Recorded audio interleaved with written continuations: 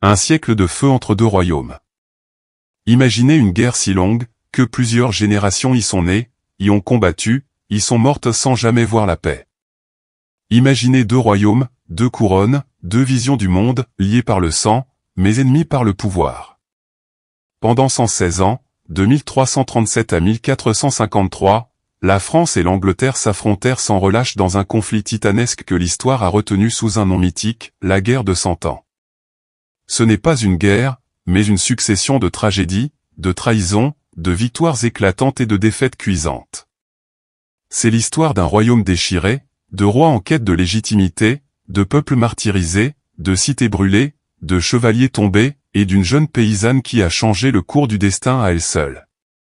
Des champs de bataille de Crécy et Poitiers aux flammes d'Orléans, en passant par les couloirs de la folie du roi Charles VI et les complots des ducs de Bourgogne, c'est un théâtre de fer et de feu qui a redessiné l'Europe.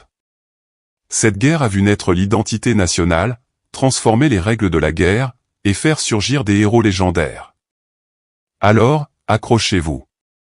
Car ce que vous allez entendre n'est pas une légende. C'est la réalité brutale d'un siècle de chaos, de courage et de reconquête.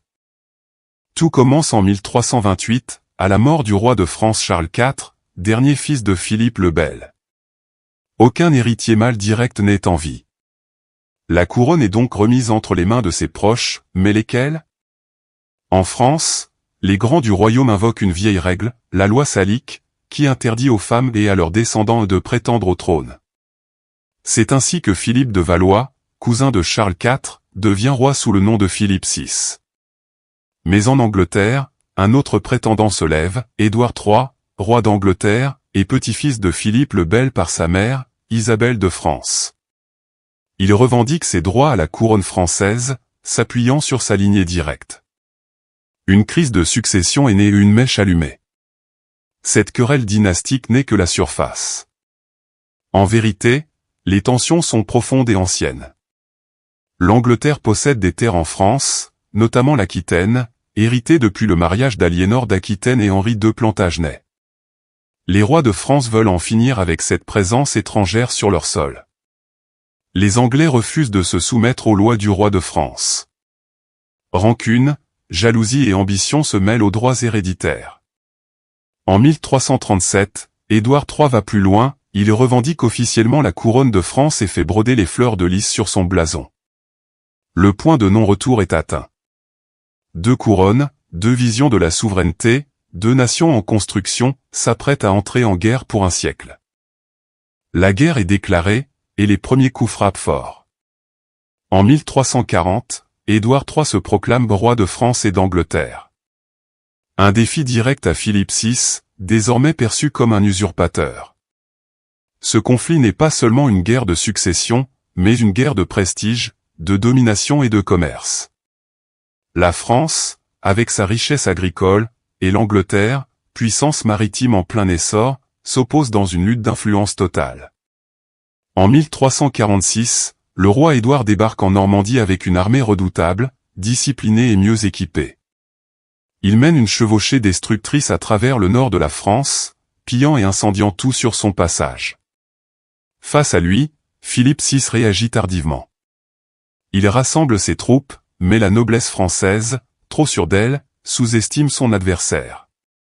Les Anglais, eux, ont une arme secrète, l'arc long, manié par des archers d'élite capables de percer les armures les plus solides à grande distance. Cette guerre est aussi une affaire de tactique et d'innovation militaire. L'époque des charges héroïques à la lance s'achève. Le champ de bataille devient un terrain d'expérimentation brutale, où l'endurance, la logistique et la discipline font la différence. Les premières grandes batailles vont alors s'écrire dans le sang, Crécy, Calais, Poitiers. Deux rois s'affrontent. Deux nations naissent dans le feu. Et les peuples, eux, paient le prix fort d'un conflit qu'ils ne contrôlent pas. La guerre des rois, ce n'est pas seulement un jeu d'échecs dynastique. C'est le prélude d'un drame humain aux proportions épiques. La guerre s'étend. Elle n'est plus seulement celle des rois et des chevaliers, elle devient une plaie ouverte dans le corps du royaume. De 1346 à 1360, la France subit une série de campagnes dévastatrices. On parle de chevauchées, des raids militaires anglais menés à travers les terres françaises pour piller, brûler, violer, et semer la terreur. Les paysans fuient, les villages flambent, les clochers s'effondrent dans des nuées de cendres. Des milliers de familles perdent tout. La guerre, jusque-là affaire de nobles, devient une tragédie populaire. Les armées anglaises, menées par le roi Édouard III et son fils, le redoutable prince noir, ravagent la Normandie, la Bretagne, l'Aquitaine. Le but est clair, briser la résistance en frappant là où ça fait le plus mal le peuple et ses ressources. En 1347, Calais tombe après un siège éprouvant. La ville devient une place forte anglaise pendant plus de 2 siècles. Pour les Français, c'est une humiliation. Pour les Anglais, une victoire stratégique majeure. Et comme si cela ne suffisait pas, la peste noire s'abat sur l'Europe entre 1347 et 1352. Elle tue un tiers de la population. Les corps s'entassent dans les rues. Le clergé, impuissant, multiplie les processions et les prières. La guerre et la peste mêlées créent un sentiment d'apocalypse. Les terres sont abandonnées, les routes désertes, les armées pillent sans contrôle. La France vacille, sans direction claire. Le roi Philippe VI vieillit, son autorité s'érode. Son successeur, Jean de Le Bon, monte sur un trône fragilisé, dans un pays ravagé. Le royaume est en feu. Et ce n'est que le début. Les années 1350 marquent l'une des périodes les plus sombres de la monarchie française. Les grandes batailles tournent au désastre, et le prestige militaire du royaume est écrasé par une armée anglaise plus moderne, plus mobile et terriblement efficace. 1346, la bataille de Crécy.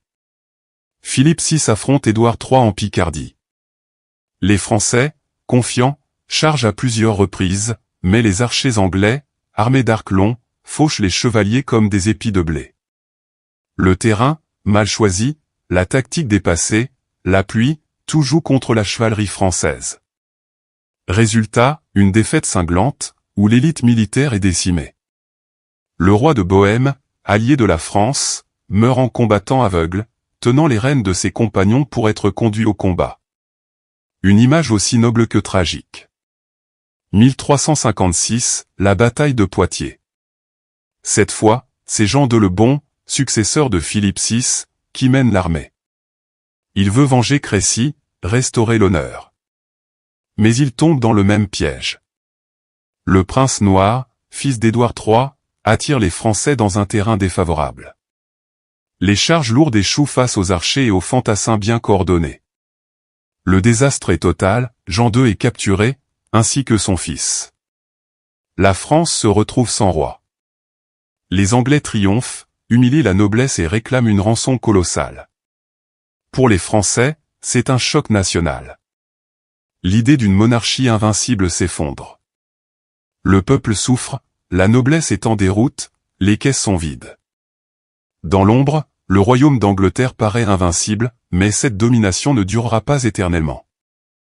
Après la capture de Jean de Le Bon à Poitiers, la France sombre dans une crise institutionnelle. Son fils, le dauphin Charles, tente de gouverner à sa place. Il deviendra plus tard Charles V, un roi intelligent et réformateur, mais la paix est de courte durée. À sa mort en 1380, son fils Charles VI monte sur le trône à seulement 12 ans. Le jeune roi, encore influençable, est placé sous la tutelle de ses oncles, les ducs de Bourgogne, de Berry et d'Anjou, qui se disputent le pouvoir comme des vautours autour d'un trône fragile. Mais le drame prend une tournure tragique. En 1392, le roi Charles VI est frappé par la folie. En pleine chevauchée, il attaque ses propres hommes, persuadé d'être trahi. Ce n'est que le début d'un long calvaire. Il passe des années enfermé dans des crises hallucinatoires, se croyant fait de verre, fuyant les contacts, oubliant qui il est. Le royaume est alors gouverné par procuration, et les rivalités entre princes s'intensifient. 2 camps émergent, les Armagnacs, partisans du frère du roi, Louis d'Orléans, et les Bourguignons, menés par le redoutable Jean sans peur. Ces factions se livrent une guerre civile sanglante dans les rues de Paris. Des massacres, des assassinats politiques, des trahisons. Pendant ce temps, les Anglais, eux, observent et attendent l'horreur. En 1415, elle arrive. Profitant de ce chaos interne, le roi Henri V d'Angleterre débarque en France. Il affronte une armée divisée et désorganisée à Azincourt, où la noblesse française est massacrée. Pendant que le roi sombre dans la démence, le royaume, lui, s'effondre dans la discorde. La France n'est plus qu'un échiquier sanglant, où chaque coup rapproche la défaite. Alors que tout semble perdu, qu'Orléans est assiégé, que le roi Charles VII hésite à être sacré, que le peuple doute, une voix inattendue s'élève du fond des campagnes de Lorraine. Elle s'appelle Jeanne, elle est bergère, elle ne sait ni lire ni écrire, mais affirme entendre des voix, celles de Saint Michel, Sainte Catherine et Sainte Marguerite. En 1429, à seulement 17 ans, elle se présente à la cour de Chinon. Elle exige une entrevue avec le dauphin, lui promet la victoire, le sacre et la libération du royaume. Charles VII, désespéré, accepte. On la teste, on la juge, on la scrute, mais elle impressionne par sa foi inébranlable, sa conviction et son autorité naturelle. En armure, elle prend la tête d'une armée, galvanise les soldats, harangue les troupes. Et c'est là que Jeanne d'Arc entre dans la légende. Forte de la confiance de Dieu, elle convainc Charles de lui confier une troupe. En avril 1429, elle entre dans Orléans comme une libératrice. Elle ne s'impose pas par l'épée, mais par la foi, la volonté et le feu intérieur. Sous son commandement spirituel, les soldats retrouvent courage. Les assauts sont relancés. Les bastilles anglaises tombent les unes après les autres. Jeanne est blessée mais continue le combat. Le 8 mai 1429, la ville est libérée. C'est la première grande victoire française depuis des décennies. Mais Jeanne ne s'arrête pas là. Pour que la France soit restaurée, le roi doit être sacré. Elle ouvre la route vers Reims, en terre encore occupée. Les villes se rallient à son passage. Le peuple acclame. Le 17 juillet 1429, dans la cathédrale de Reims, Charles VII est sacré roi de France. Jeanne, en armure, tient son étendard à ses côtés. Ce moment est historique. Ce n'est pas seulement un sacre, c'est une renaissance. La France, brisée, humiliée, désunie, retrouve un centre, un roi, un espoir. Le vent tourne. La guerre n'est pas finie, mais l'esprit de la victoire renaît. Après le sacre de Charles VII en 1429, la guerre change de visage. Ce n'est plus une course au trône, mais une lente reconquête, méthodique, parfois chaotique, toujours incertaine. Jeanne devient l'icône d'une France renaissante, le feu sacré d'un peuple qui se relève. Mais cette lumière trop vive dérange. En 1430, elle est capturée par les Bourguignons à Compiègne, vendue aux Anglais. Jugée par un tribunal ecclésiastique, elle est accusée d'hérésie, d'idolâtrie, de travestissement. Le 30 mai 1431, à Rouen, elle est brûlée vive. Elle meurt à 19 ans. Mais son sacrifice allume une étincelle irréversible, le peuple n'oubliera jamais. La mort de Jeanne d'Arc en 1431, brûlée vive à Rouen, marque un choc, mais pas un arrêt. Son sacrifice devient un symbole, celui d'un royaume à libérer, d'un destin à reprendre en main. Charles VII, désormais roi sacré, commence à gouverner véritablement. Il réforme son administration, stabilise la monnaie, lève des impôts réguliers, et surtout il réorganise l'armée. En 1445, il crée la première armée permanente de France. Fini les bandes incontrôlées de mercenaires. Désormais, le roi commande des troupes professionnelles, disciplinées, redoutables. Pendant ce temps, l'Angleterre, elle, s'affaiblit de l'intérieur. Henri VI est un roi fragile, parfois incohérent. Les guerres civiles, les crises économiques et les rébellions minent le royaume. Charles VII en profite. En 10 ans, il reprend la Normandie, la Guyenne, et même Bordeaux. En 1453, la bataille de Castillon scelle le sort du conflit. Le général anglais John Talbot y trouve la mort. C'est la dernière grande bataille de la guerre de 100 ans. Les Anglais ne possèdent plus qu'une enclave, Calais, qu'ils garderont jusqu'en 1558, mais leur rêve de couronne française s'est définitivement envolé. La guerre de 100 ans prend fin. Elle n'est jamais officiellement conclue par un traité. Elle s'éteint d'elle-même, comme une tempête qui a tout ravagé sur son passage. La France sort exsangue, mais souveraine. L'Angleterre, humiliée. L'Europe, changée à jamais. Un nouveau chapitre de l'histoire peut enfin commencer. Unification et sentiment national. Après un siècle de violence, la France découvre une solidarité nouvelle. Les provinces, autrefois divisées, se rassemblent sous un même roi, la langue d'Oïl s'impose partout, façonnant un sentiment d'appartenance commune. Transformation de la guerre. La chevalerie cède le pas à une armée professionnelle. Les tactiques, l'armement, l'arc long, puis l'artillerie à poudre et la logistique évoluent. La guerre devient une affaire d'État, non plus un jeu de seigneurs féodaux. Crise économique et sociale. Les campagnes ont souffert, files ravagées, peste noire à répétition. La population diminue, les impôts pèsent lourd. Mais la reconstruction force l'innovation, remembrement des terres, essor de l'artisanat et du commerce vers de nouvelles foires. Ascension du pouvoir royal. Le roi de France sort renforcé. Charles VII instaure la taille, les impôts directs.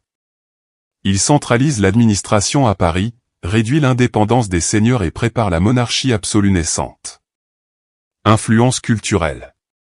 Les traumatismes et les récits de guerre inspirent la littérature, les chroniqueurs, plus tard les romans chevaleresques, l'art, vitraux, tapisseries d'Aubusson, et la culture populaire, légendes de Jeanne d'Arc, chansons de gestes renouvelés. Changement géopolitique. L'Angleterre se replie sur ses îles, où naît l'ère Tudor après la guerre des Deux Roses. La France, elle, s'affirme comme grande puissance, dont le modèle militaire et administratif influence bientôt ses voisins. Un nouveau monde.